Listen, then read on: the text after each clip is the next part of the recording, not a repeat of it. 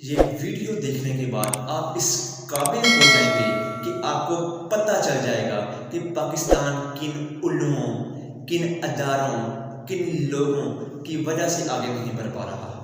پرانے دور کی بات ہے کہ کسی علاقے کا بہت رحم دل اور نیک بادشاہ ہوا کرتا تھا۔ اس کا ایک ہی بیٹا تھا، شہزادہ۔ جب وہ بڑھاپے کے اندر پہنچا تو اس نے فیصلہ کیا کہ اب وقت آ گیا ہے کہ سلطنت شہزادے کو سونپ دی جائے۔ سلطنت سونپنے سے پہلے اس نے شہزادے کو اپنے پاس بلایا اور کہا کہ میں چاہتا ہوں تم بادشاہ بننے سے پہلے ایک عام آدمی کی طرح پوری سلطنت کا چکر لگاؤ، تاکہ تمہیں پتہ چل سکے کہ لوگوں کی مشکلات کیا ہیں، لوگوں کی مشکلات کیا ہیں۔ بادشاہ نے اگلے دن عام انسانوں جیسے کپڑے پہنے، شہزادی کو ساتھ لیا اور پوری سلطنت کا چکر لگانے کے پہنچ گیا۔ اس کے ہر علاقے کے اندر وہ 1 سے 2 دن ٹھہرتا اور تیسرے ہفتے وہ ایک ایسے علاقے کے اندر گیا جہاں کانٹے دار جھاڑیاں تھیں، جہاں سنسان میدان تھے، جہاں درخت تو تھے لیکن ان کے اوپر ٹہنیاں نہیں تھیں، ان کے اوپر پتے نہیں تھے۔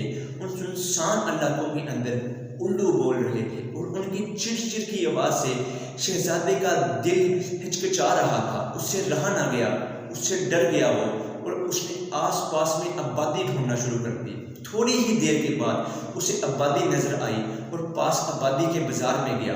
اس نے کسی مقامی شخص سے پوچھا کہ یہاں الو کیوں بول رہے ہیں، یہاں اتنی سنسناہٹ کیوں ہے، یہاں سکول تو ہیں لیکن سکول میں بچے کیوں نہیں ہیں، یہاں اتنی ویرانے کیوں ہیں۔ وہ شخص مسکرایا اور اس کو اپنے پیچھے آنے کا کہا۔ شہزادہ اور شہزادی اس مقامی شخص کے پیچھے چلتے گئے۔ راستے کے اندر اس مقامی شخص کو 2 اور مقامی شخص ملے۔ پہلے والے مقامی شخص نے جیب سے کچھ پیسے نکالے اور 2 مقامی شخص کو دیے اور ان کو اپنے ساتھ آنے کا کہا۔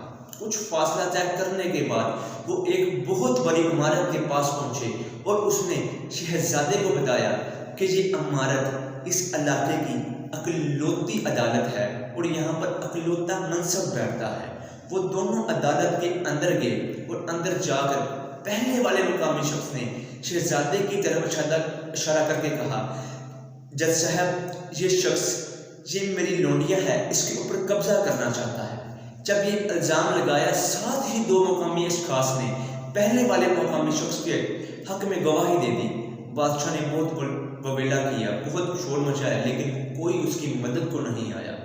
یہ بات سنتے ہی منصب نے پہلے والے مقامی شخص کے حق میں فیصلہ دے دیا اور بادشاہ کو سزا دے دی۔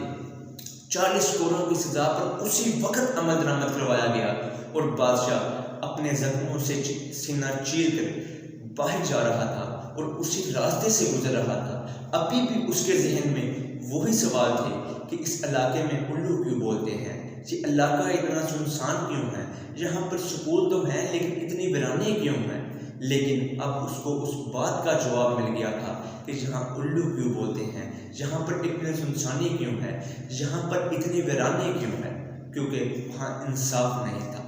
مائی لسنر، جس دیش میں اندھے حاکم ہوں اور خون ٹگوں پر بکتا ہو، جس دیش کی مائیں بہنیں ہیں غربت کے مارے مرتی ہوں، جس دیش کے اپنے محافظ ہی غدار وطن اور دشمن ہوں، جس دیش میں فتنوں کی خاطر ارشد کو مارا جاتا ہو، اس دیش میں اے نوجوان، اے ملت کے پاسبان، اس دیش میں تیرے جیسوں کی ضرورت ہے قدم قدم پر، ضرورت ہے قدم قدم پر۔ وسلام۔